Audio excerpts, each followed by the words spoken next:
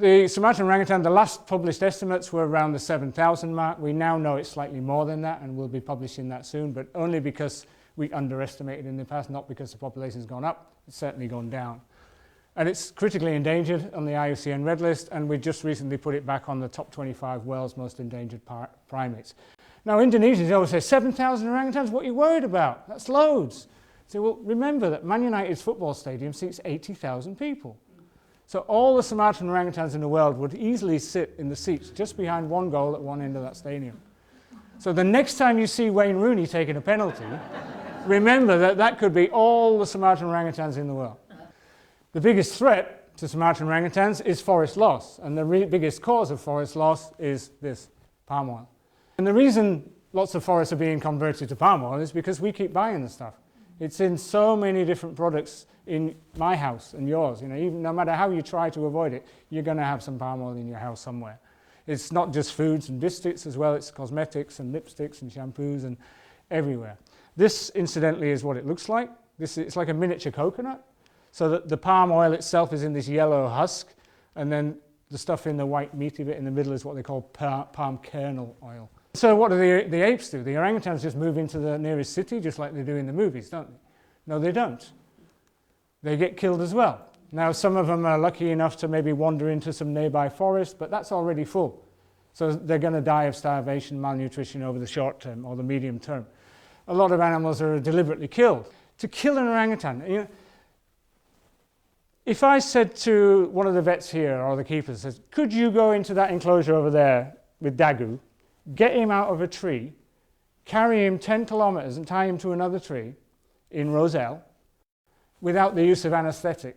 And they said, impossible, absolutely impossible. Indonesians do it all the time. People have been rescuing and rehabilitating orangutans since the early 70s.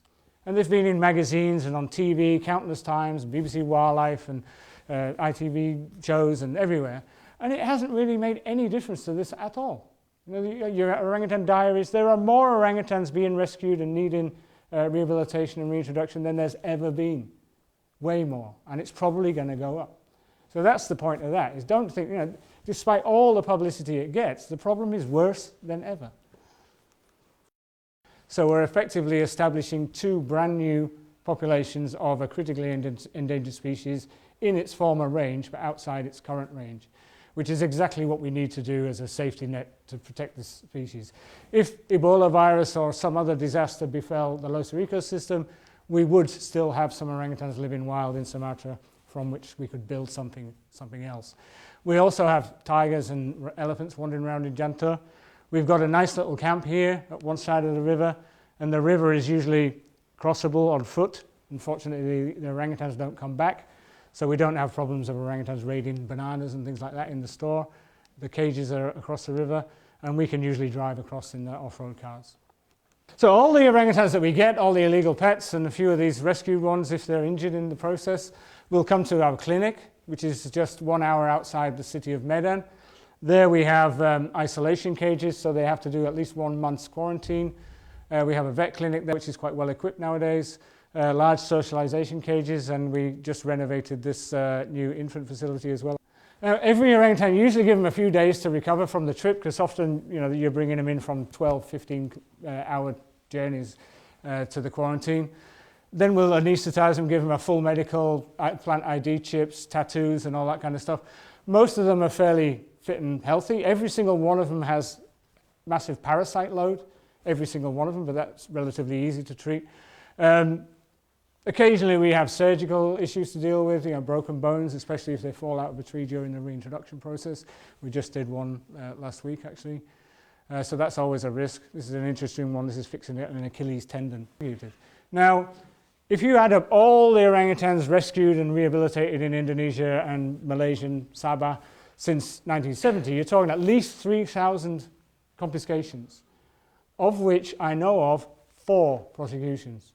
2 in 2010 in Borneo, 1 in 2012 in Sumatra we did with WCS, and then just recently, a couple of weeks ago actually, another case with WCS we did, Chitaria, and this one got a 2-year prison sentence, which is the heaviest sentence anybody's ever got for trying to trade an orangutan, and a $10 million or $1,000 fine. So it's getting better slowly, but we're right on the very first step. But law enforcement has to dramatically improve in Indonesia if we're to save anything, basically. So we've always wanted to be able to radio track these animals. Now, the standard way of doing that is collars. Orangutans are extremely strong, extremely destructive.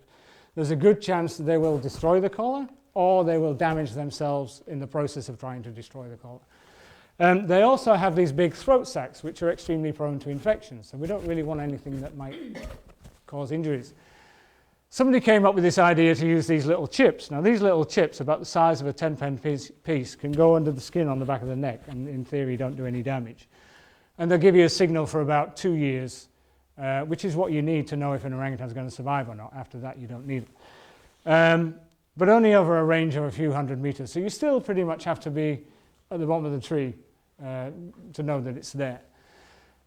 And also, we found that these chips are not working well. A lot of them are failing after a year or two and they're cracking. So the SOCP and myself actually stopped using them. All the other projects are still using them. And I'm sat there thinking, well, we had a batch that all broke down in 6 months. Are you telling me you're happy that these are going to be safe in 50 years' time? Because they have to be safe for 50 years if you're going to put them into an orangutan. Otherwise, what's the point? And what's the point of releasing an orangutan who you know has survived 2 years and then dies 5 years later because of a chip that you put into it? That makes no sense. But anyway, we're working with the experts. We're very close to being able to radio track orangutans. We're just not quite there in a way that is safe enough to do it right now. But I think another year or two and we will be there. There's plenty of people working on it right now. Now, the great thing, if we can do that, is we're also doing a lot of work with drones. We've used them a lot for spying on palm oil plantations. We're using them to identify nests, orangutan nests, and hopefully census orangutans. We're using them with radar to look at forest canopy structure and all these other different things. But I want to be able to monitor these orangutans with drones. And I think if we can crack this radio telemetry chip, then within 18 months, 2 years, we'll be able to detect these chips from the drones. So rather than us having to have 20 people in the forest looking for orangutans over a few kilometers, we're going to be able to survey 20,000 hectares in 3 hours. And if we can do that every 3 weeks, we know that Johnny is still alive because he's moving from A to B every week, and Bobby is probably dead at the bottom of in a stream because he hasn't moved for 3 months. And so that is going to be a real game changer. The orangutan haven concept, we've released now, must be about 280 orangutans back to the wild, but over those years we've accumulated 4 orangutans that we can never release. So we came up with this.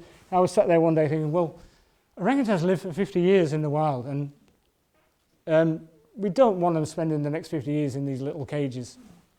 So why don't we do something like we did at Durrell and build some nice islands with vegetation and bamboo and plants and streams and the wind in their hair and everything, and give them something like that to live out their days, because they're never going to be wild orangutans again.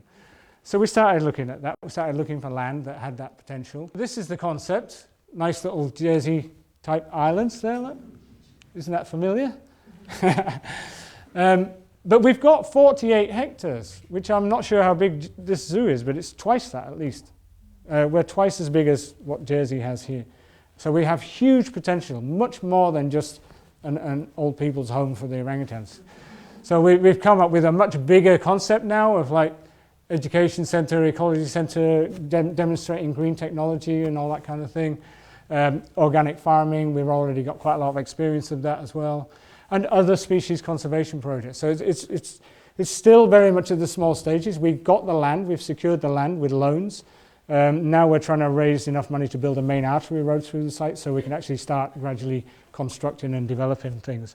And we need to get some sort of expertise in there to help us on the very early stages too, to make sure we don't make any mistakes, like hydrologists and things. This is what it looks like. This is durian trees, looking down the valley. So it's agroforest. It's absolutely dream place to build a zoo. And this area here, there's like a big valley in the middle that potentially could have sort of 14 sort of Jersey Zoo style islands for orangutans in it. It's the water level is right up in that grass. It's kind of like rice paddy. So I'm sure that if we just dig around and build the islands up, we can do that. So it's got a lot of potential. It's in a location which couldn't be better. We're just like 35 minutes from the main city of Medan, but up to 3 million people. It's in an area frequented by the middle-class Chinese on their hash house weekend runs and the Rotary clubs and Lions clubs and things.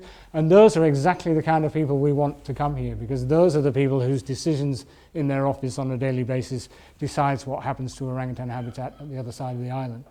We've got 48 hectares of this beautiful area, right? You could have how many captive breeding environments there that nobody would see? You know, you could have them 100 meters apart from each other. The potential is huge for getting involved in Jersey-style conservation projects. I saw this, I don't know why I put it in, but I saw it and I thought, yeah, that's interesting, yeah. When the Voyager 1 went through to the end of the solar system in 1990, Carl Sagan asked them to turn it round and take a picture of the Earth, and it's this, what they call the famous blue dot, pale blue dot. It's not very, you'd have to turn the light down actually to really see that, but there's a whole bunch of little dots all over the place and one blue one, and I always thought, well, we've only got one of those, and we're really making a mess of it. We're really screwing it up. So wouldn't it be wise to change the way we do things? So you have to actually step back now and say, well, you know, what is the future? But what we know is that something drastic has to change. The business as usual system of, you know, making money, maximizing profits because of this, because there's a demand and everything, it's got to change. It has to change. Otherwise, you know, forget it. We're just driving towards our own extinction.